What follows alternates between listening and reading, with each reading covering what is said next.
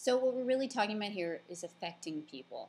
And in order to do that and ignite that word of mouth, you have to touch them personally, which leads to our next point, which is reach out and touch someone.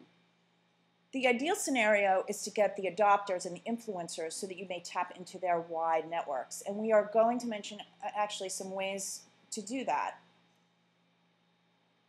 What we want to foster and create is what we call spokespeople or brand ambassadors, real people with seemingly independent voices that will be willing to contribute to the conversation on behalf of your brand.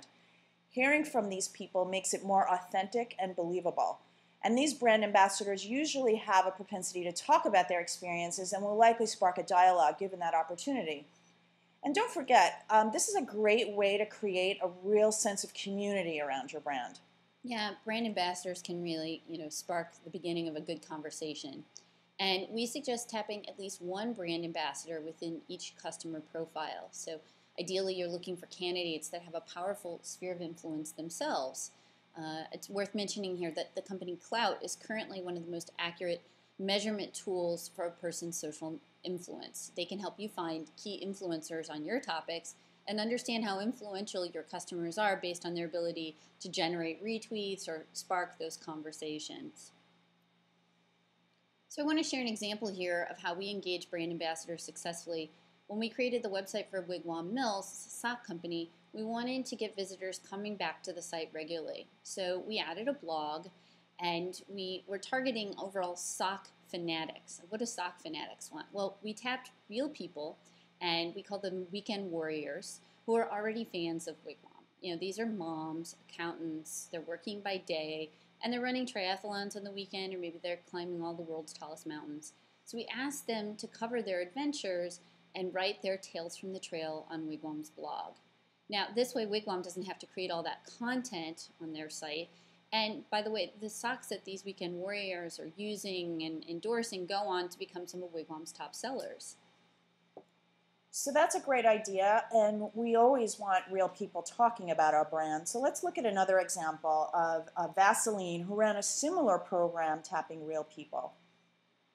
Vaseline reached out to mom bloggers to create what they called their dry skin patrol team to launch their new Vaseline Intensive Rescue skincare cream. They put the product to the test in extreme weather conditions, toured the country, and then began talking about their experience not only on their blogs, but on Facebook and Twitter. Yeah, just like the Wigwam Tales from the Trail, this is the same concept. You're tapping real people. They're telling others about, your product from a real person's perspective.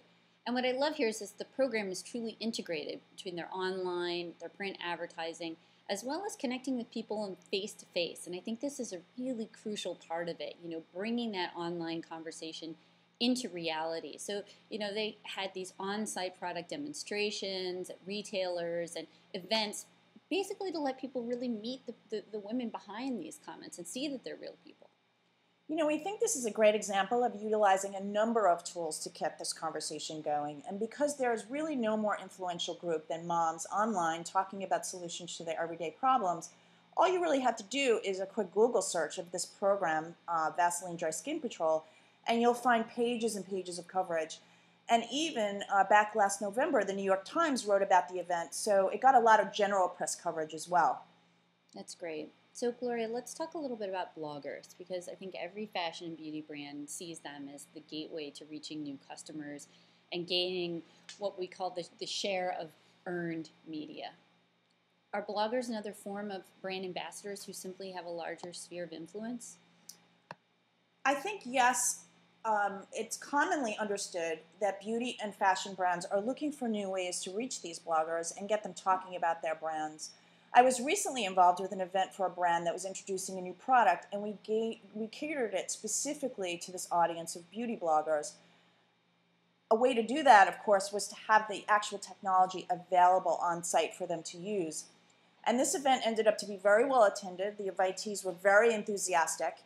And we ended up with a great response, and many of them were actually tweeting and posting throughout the event, and real content began to appear the very next day within 24 hours. Well, Gloria, you mentioned that you had this technology available on site for them to use. It's such a simple concept, but it's amazing. I was recently at a blogger meet and greet event where there was no Wi-Fi enabled. I think you really got to make sure that you have all those tools available so that this is a seamlessly integrated opportunity.